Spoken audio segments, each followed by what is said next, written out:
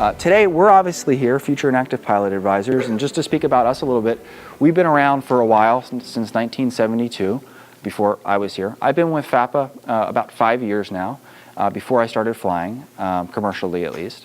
And I'm currently an airline pilot for a major airline in the United States, flying the Airbus.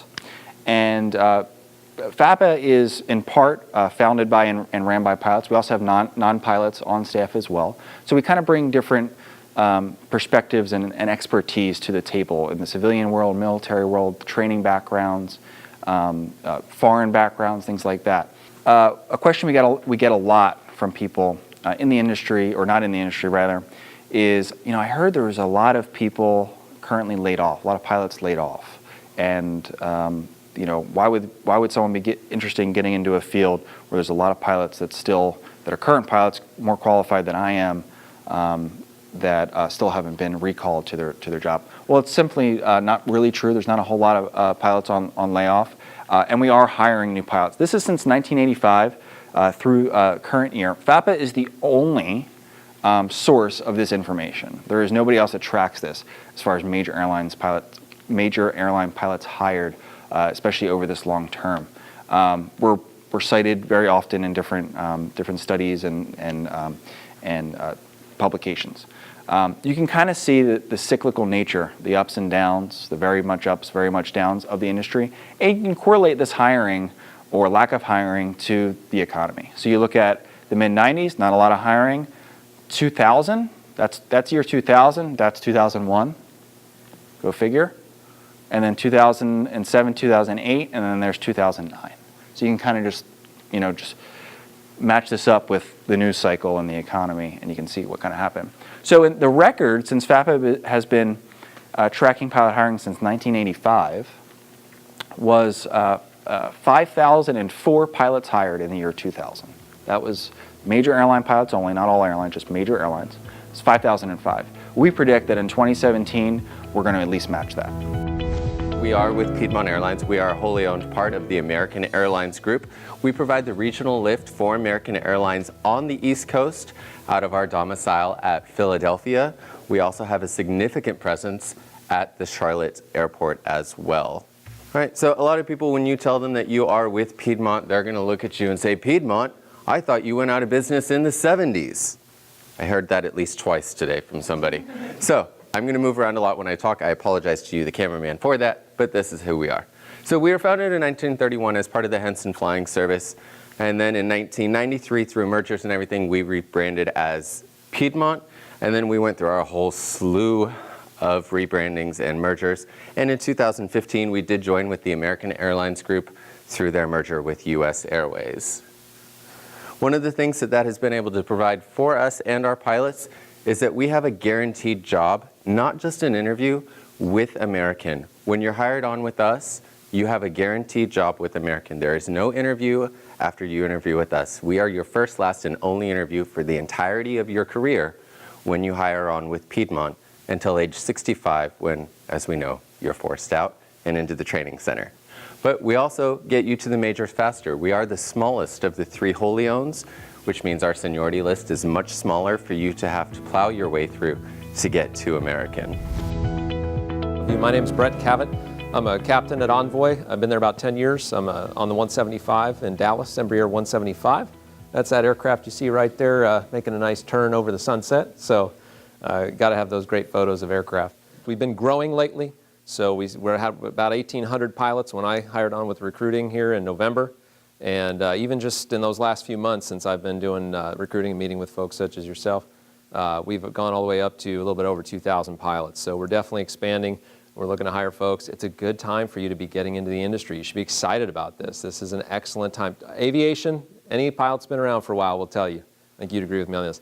Timing is everything. And you guys have excellent timing. The industry's in an upswing.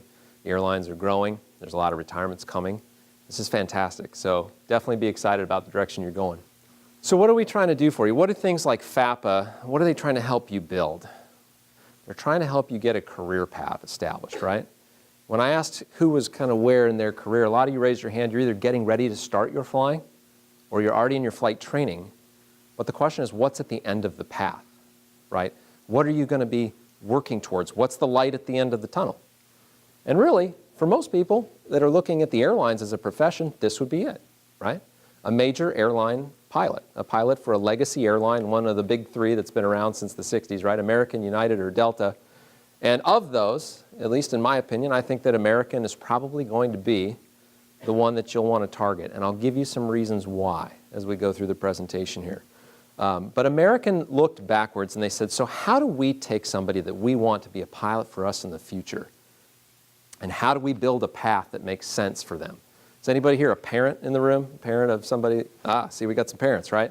And the other thing that parents are concerned about when their child is looking at aviation as a career field is this is not a cheap endeavor to get into. This is expensive, right? There's some pretty heavy payments for flight training. It's a wonderful endeavor. It's filled with passion.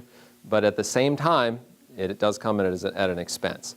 So at American, they were looking at how do we make this make sense both to the student and the parents so they can both see from day one of their flight training, where's this going to go and how do I end up there?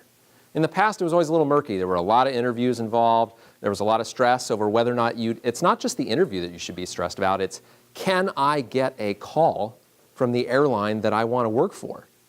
Even if you work at the regional, that doesn't guarantee that American or Delta, whoever it is, will call you for that interview.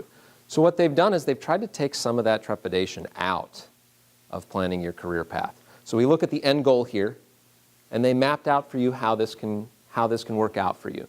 So you're going to do your flight training, okay? You're going to build up your qualifications. You'll become a qualified airline pilot. And I'll talk to you a little bit about our career program, our cadet program as well. But once you become a first officer at Envoy, American is actually planning that you'll take approximately 3 years to upgrade to captain, okay? Approximately 2 to 3 years to upgrade to captain. You'll spend a few years as a captain at Envoy, or at the regional, and then you'll move through to American Airlines, much like Piedmont was talking about. No interview required. However, the question that some of you may have is, do I have to go to American? Is that a requirement? What if my excitement is just about being at a legacy airline or a large airline? I want to have a good career. What I tell everybody is the flow-through is the best insurance policy ever written by the airlines.